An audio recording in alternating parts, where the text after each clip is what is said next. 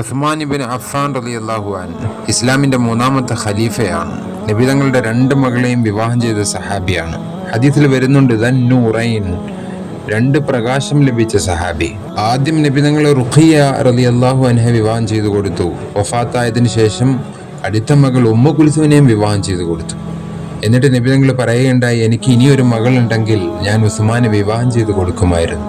അപാരമായ ഹയാ ഉള്ള ലജ്ജയുള്ള സഹാബിയായിരുന്നു ഉസ്മാൻ റളിയല്ലാഹു അൻഹു. മാത്രമല്ല അപാരമായ ഖുർആൻ തിലാവത്ത്. ഇശാഇന് ശേഷം ഖുർആൻ തിലാവത്തിനിരുന്നാൽ സുബഹ് വരെയും ബാങ്ക് കേൾക്കുന്നത് വരെയും ഖുർആൻ തിലാവത്തിൽ മുഴുകുമായിരുന്നു.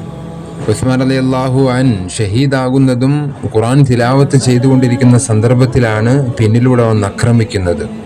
ഉസ്മാനുൽ ഖനി ചരിത്രങ്ങളിൽ വരുന്നുണ്ട്, ഭയങ്കര സമ്പത്തുള്ള സഹാബി, സമ്പന്നനായിരുന്നു ഉസ്മാൻ റളിയല്ലാഹു അൻഹു. രണ്ട് മകളെയും വിവാഹം ചെയ്ത് കൊടുത്തിട്ട് നബി തങ്ങൾ പറഞ്ഞു, ഇനിയും ഒരു മകളുണ്ടെങ്കിൽ ഞാൻ ഉസ്മാന് വിവാഹം ചെയ്ത് കൊടുക്കുമായിരുന്നു.